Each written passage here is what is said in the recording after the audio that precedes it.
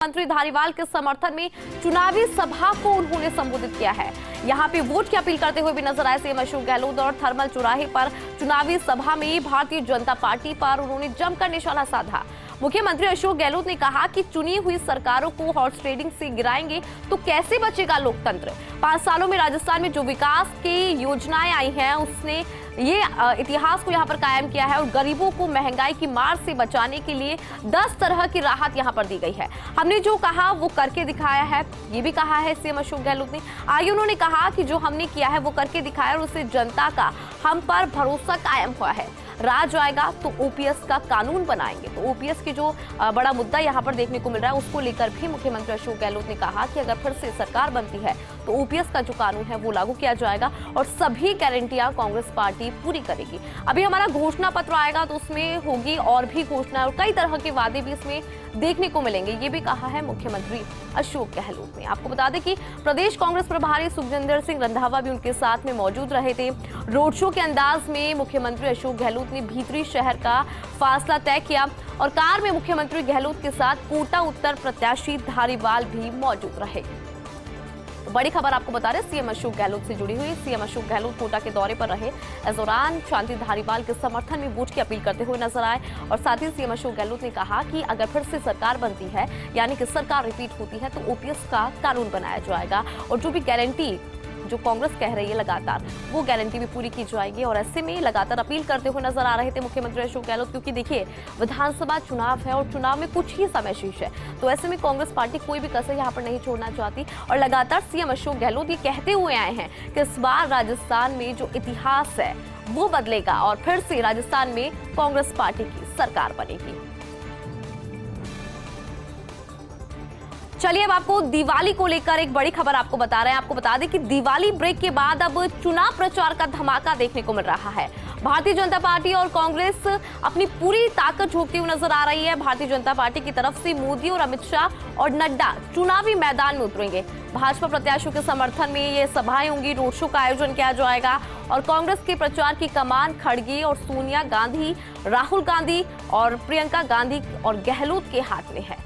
आज से ही सोनिया, राहुल, वेणुगोपाल गांधी प्रदेश में डेरा डाल देंगे। केसी वेणुगोपाल और प्रमोद तिवारी भी जयपुर पहुंच चुके हैं। तो बड़ी जानकारी आपको दे रहे हैं। आपको बता दें कि 23 नवंबर तक अधिकांश नेता प्रदेश के विभिन्न हिस्सों में प्रचार करेंगे।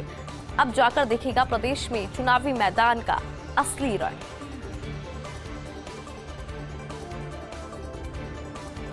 विधानसभा चुनाव और शेखावटी की सियासत, क्या सीकर में पार हो पाएगी पारिक की नैया? ये अपने आप में बड़ा सवाल है। एक बार फिर आमने सामने है राजेंद्र पारिक और रतन जलधारी। 2013 में कांग्रेस के पारिक को भाजपा के जलधारी ने शिकस्त दी थी। 25 साल से सीकर की सीट पर चला रहा है रोचक ट्रेंड। आपको बता दें कि 1998 से एक बार भारतीय जनता पार्टी और एक बार कांग्रेस की जीत का यहाँ पर ट्रेंड है। बागी नेता चुनावी मुकाबले को रोचक बनाने की कवायद में लगे हैं। हालांकि सीकर में जो नजर आ रहा है भाजपा और कांग्रेस में सीधा मुकाबला है यहाँ पर, क्योंकि लगातार जो बीजेपी और कांग्रेस है वो यहाँ पर डटकर खड़ी है और दोनों का सीधा मुकाबला यहाँ पर होता हुआ नजर आ रहा है।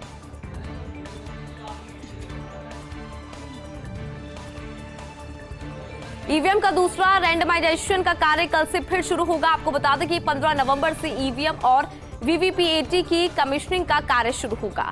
M3 ईवीएम, बीयू, सीयू और वीवीपीएटी का दूसरा रैंडमाइजेशन शुरू किया जाएगा और चुनाव परीक्षक की उपस्थिति में 4 बजे से ये रैंडमाइजेशन का कार्य शुरू होगा।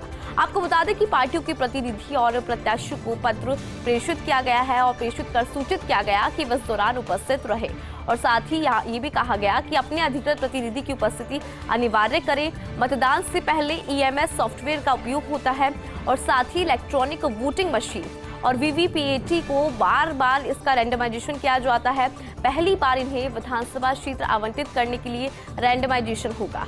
आपको बता दें कि राजनीतिक दलों के प्रतिनिधियों के सामने 2 और 3 नवंबर को रैंडमाइजेशन हुआ था। अब दूसरी बार मतदान केंद्र आवंटन के लिए आज रैंडमाइज किया जाना है। करीब 2 लाख ईवीएम और वीवीपीएटी मशीनों का इस्तेमाल किया जा रहा है। किसी भी स्तर पर कोई तकनीकी समस्या न है। इसके लिए अधिकारियों को कई बार प्रशिक्षण भी दिए जा चुके हैं। कोई भी तकनीकी समस्या का अविलंब निस्तारण करने के निर्देश भी मिल चुके हैं और ईवीएम वीवीपीएटी मशीनों को राजनीतिक दलों के प्रतिनिधियों के समक्ष एफएलसी हुई है। आपको बता दें कि रैंडमाइजेशन के बाद ईवीएम वीवीपीएटी की कमीशनिंग की तैयारी शुरू हुई और बीईएल इंजीनियर्स द्वारा सभी जिलों में 15 नवंबर से तैयारी शुरू हुई।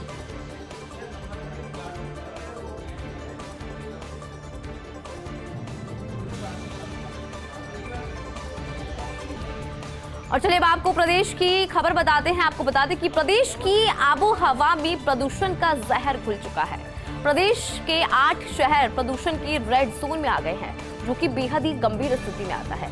आपको बता दें कि भिवाड़ी में AQI 374 के पार पहुंच रहा है, भरतपुर में 399, चूरू में 331, धौलपुर में 341, हनुमानगढ़ में 395, झुंझुनू में 324, टोंक में 365, श्रीगंगानगर में 413 रेड जोन माफ कीजिएगा, और जबकि अलवर में 209, बीकानेर में 277, चित्तौड़ में 245, दौसा में 249 और कोटा में 263, जयपुर में 250, सवाई माधोपुर में 230, सीकर में 225 AQI के साथ ऑरेंज जोन में नजर आ रहे हैं।